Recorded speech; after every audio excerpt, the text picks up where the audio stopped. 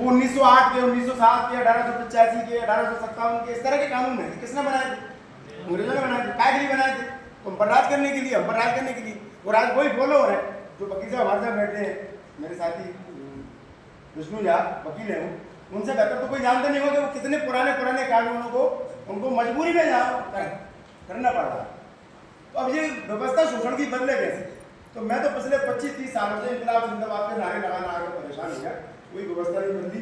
हिंदू मुस्लिम झगड़े थे, ये तो और बढ़ गए घटने के बजाय। पूरे देश में देखो तो अभी टीवी देखो, ज़्यादा लगता है कि झगड़े ही चल रहे हैं। तो अब उससे कैसे बचा जाए? मेरे ख्याल से मुझे लगता है कि भगत सिंह से बेहतर कोई क्रांतिकारी नहीं है, क्योंकि भगत सिंह ने पूरा इस पर लिखा है कि मैं नास्तिक क्यों हूँ, अछूत समस्या पर लिखा है, हिंदू मुसलमान की समस्या पर लिखा है, और उन्होंने देश प्रेम को ही अपने जीवन का उद्देश्य बनाया। इसलिए वो 23 साल की उम्र में फांसी चढ़े। तो हम उनसे कुछ सीख लेंगे बजाय रील्स देखने की। रील्स में तो बड़ी बड़ी अच्छी अच्छी चीज़ें आती हैं।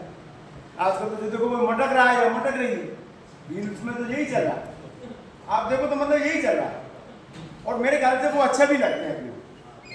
और यही वजह है कि हमारे दिमाग में कचरा भरा हुआ है। जब कचरा भरा तो कचरा ही उगलेंगे, इसीलिए मुस्कान पैदा होगी, इसीलिए सौरभ पैदा होगा, इसीलिए वो जो है ना आपका क्या बोलते हैं साहिल शुक्ला पैदा होगा।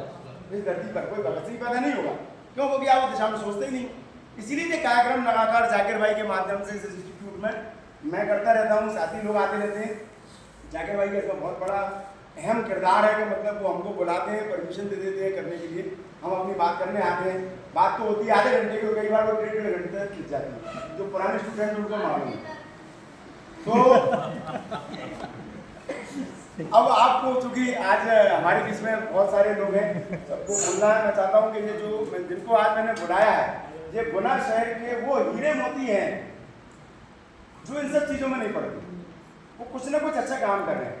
जैसे मेरे भाई अनु भाई हैं, अनोख सिंह, वो पितृवन स्मृति, अगर कभी आप लोग गुना से जो आते होंगे तो जहाँ पे एक पितृ स्मृति वन है, वहाँ पे पेड़ पौधे लगाने का काम चल रहा है। गुलाब राय जी हैं, वो उसी काम में से हैं। मेरे गुरुदेव आदरणीय प्रेम सिंह जी, जिन्होंने मुझे पढ़ाया है, वो मतलब आते रहते हैं हमेशा, मैं उनको साथ में ले आता हूँ। उनकी कुछ कविताएं हैं, वो कुछ कविताएं कुछ बताने वाली हैं, आप लोग को हंसाएंगी भी उम्र के हिसाब से। कुछ आपको शहीदों के बारे में भी बात आएगी तो उस पर भी गंभीरता से आपसे चर्चा करेंगे। मेरे साथी विष्णु झा, वो एक कलाकार हैं और नाटक करते हैं। पिछली बार जिन्होंने देखा होगा नाटक, उन्होंने भगत सिंह की वापसी पर एक छोटा सा यहाँ पर नाटक भी किया था, और वो उनका इस बार वादा था कि हम 23 मार्च को नाटक करेंगे। लेकिन आप सोचिए कितनी तकलीफें आती हैं, कलाकार नहीं मिलते, समय नहीं मिलता, उसमें से भी समय निकाल कर वो कैसे काम करते हैं। तो वो आज नाटक हमारा होना था, नहीं होगा। मेरे साथी विवेक सतीश सवेरे जी भी हैं, जो नौजवानों को लेकर अभी एक बड़ा योजना पर काम कर रहे हैं कि बेरोजगारी कैसे खत्म हो। इस पर उनका अभी पूरा का पूरा विजन चल रहा है। और एक मेरे साथी हैं केदार भाई, ये पिछले 2012 से यहाँ पर जैविक खेती कर रहे हैं। तो मतलब लोगों तक चाहते हैं कि जहर मुक्त अनाज पहुँचे, उस काम में संलग्न है। तो आज वो भी हमारे बीच में है।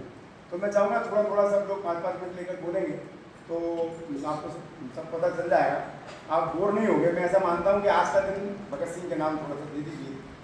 एक भगत सिंह का गाना है, तो बहुत अच्छा लगता है हमारे जाकिर भाई को, वो भी हम गाएंगे। एक बाहिर अली बाहिर की एक छोटी सी कविता है, उसके मैं 4 पंक्ति आपको सुना देता हूँ, उसके बाद